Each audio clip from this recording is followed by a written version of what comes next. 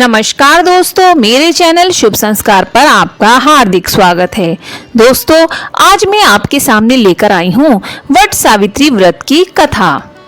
एक समय की बात है, एक अशुपति नाम के राजा थे। उनकी कोई संतान नहीं थी।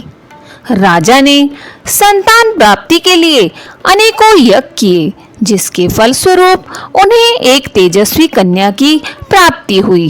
राजा ने कन्या का नाम सावित्री रखा। समय बीतता गया और सावित्री विवाह योग्य हो गई। एक दिन राजा ने सावित्री से कहा, सावित्री, अब तुम विवाह योग्य हो गई हो, इसलिए स्वयं अपने लिए योग्य वर की खोज करो। पिता की बात मानकर सावित्री मंत्रियों के साथ यात्रा पर निकल गई। अनेकों ऋषियों के आश्रमों में, तीर्थों और जंगलों में घूमने के बाद वह राजमहल लौट आई। संयोगवश उस समय उसके पिता के साथ देवर्षि नारद भी थे। सावित्री ने उन्हें प्रणाम किया। राजा अशुपति ने सावित्री से उसकी यात्रा का समाचार पूछा। सावित्री बोली, पिताजी, तपोवन में अपने माता पिता के साथ निवास कर रहे सत्यवान मेरे लिए योग्य हैं। मैंने मन से उन्हें अपना पति चुना है।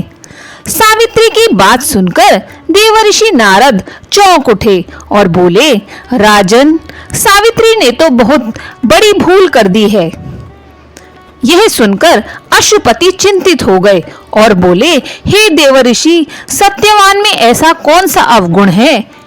इस पर नारद जी ने कहा, राजन, सत्यवान के पिता शत्रुओं के द्वारा राज्य से वंचित कर दिए गए हैं।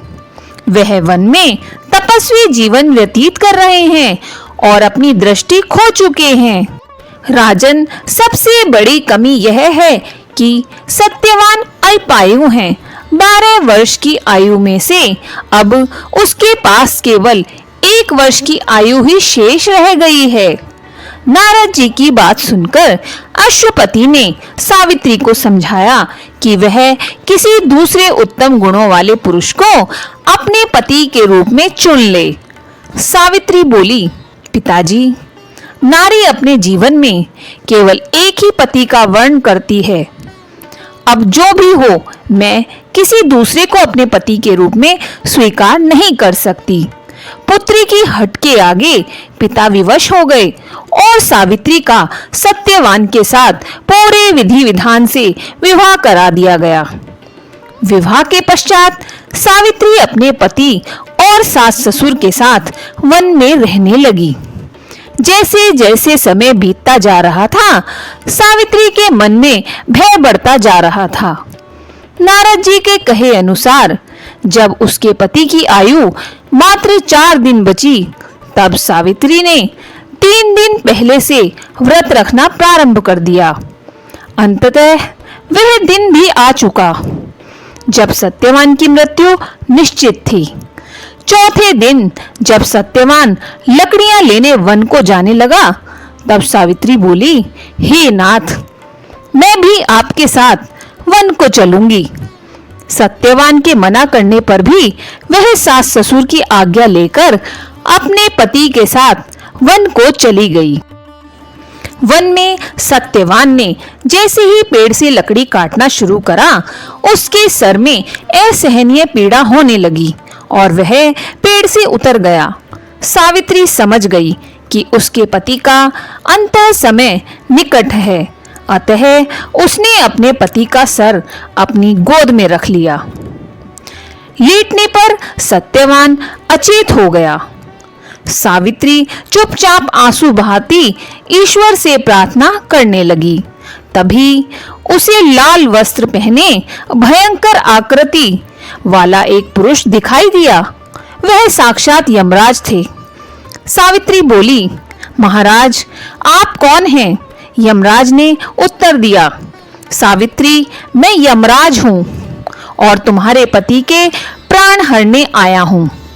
सावित्री बोली, प्रभु, सांसारिक प्राणियों को लेने तो आपके दूत आते हैं, क्या कारण है कि आज आपको स्वयं आना पड़ा?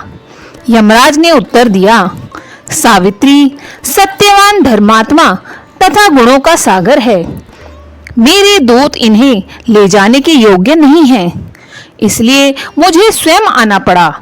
ऐसा कहकर यमराज ने सत्यवान के शरीर से प्राणों को निकाला और उसे लेकर वह दक्षिण दिशा की ओर यमलोक को जाने लगी। सावित्री भी उनके पीछे पीछे चल पड़ी। सावित्री को अपने पीछे आता देख यमराज बोले, सावित्री, तुम मेरे पीछे कहाँ आ रही हो? सावित्री बोली, मेरे पति जहाँ जाएंगे मैं भी वहीं जाऊंगी, यही मेरा धर्म है। यमराज के बहुत समझाने पर भी सावित्री नहीं मानी। उसके पवित्रता, धर्म की निष्ठा को देखकर यमराज बोले, तुम अपने पति के बदले कोई भी वरदान मांग लो। सावित्री ने अपने दृष्टिहीन सास ससुर की आंखें मांगी और यमराज ने तथास्तु कहा और आगे चल दिए। सावित्री उनके पीछे पीछे फिर चल दी। तब यमराज ने सावित्री से कहा, एक और वर मांग लो। सावित्री ने दूसरे वर में अपने सास ससुर का छिना हुआ राज्य वापस मांग लिया। यमराज ने तथास्तु कहकर वह वापस दे दिया और आगे चल दिए। सावित्री फिर भी यमराज के पीछे पीछे चलने लगी। अब यमराज बोले, चलो एक वर और मांग लो। तब सावित्री ने अपने पिता के लिए 100 पुत्रों का वरदान मांगा।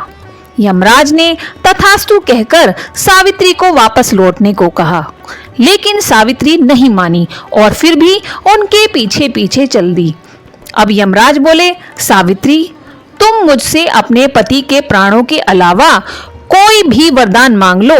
तब सावित्री ने वर मांगा कि उसके सत्यवान से 100 पुत्र प्राप्त हों। इस बार भी यमराज तथास्तु कहकर आगे बढ़ने लगे, परंतु सावित्री फिर उनके पीछे पीछे चल दी। अब यमराज बोले, मैंने तुम्हें सभी मनवांछित वर दे दिए हैं, अब तुम लौट जाओ। तब सावित्री बोली, यमराज, आपने मुझे सत्यवान से 100 यशस्वी पुत्रों का वरदान दिया है और सत्यवान के बिना पुत्र कैसे संभव होगा? ऐसा कहकर सावित्री ने यमराज को उलझन में डाल दिया। तब यमराज बोले, सावित्री, मैं तुम्हारी पवित्रता, धर्म से प्रसन्न होकर सत्यवान के प्राण छोड़ रहा हूँ और साथ साथ तुम्हें आशीर्वाद देता हूँ कि तुम्हारी यह कहानी युगों युगों तक सुनाई जाएगी। यह कहकर यमराज ने सत्यवान के प्राण छोड़ दिए और यमलोक को लौट गए। तब सत्यवान और सावित्री अपनी कुटिया में पहुंच गए। वहां उनके माता पिता की आंखों की दृष्टि वापस आ गई थी और उन्हें अपना खोया हुआ राज्य भी वापस मिल गया था। इस वीडियो पर एक लाइक अवश्य करें और कमेंट करना बिल्कुल ना भूलें। धन्यवाद।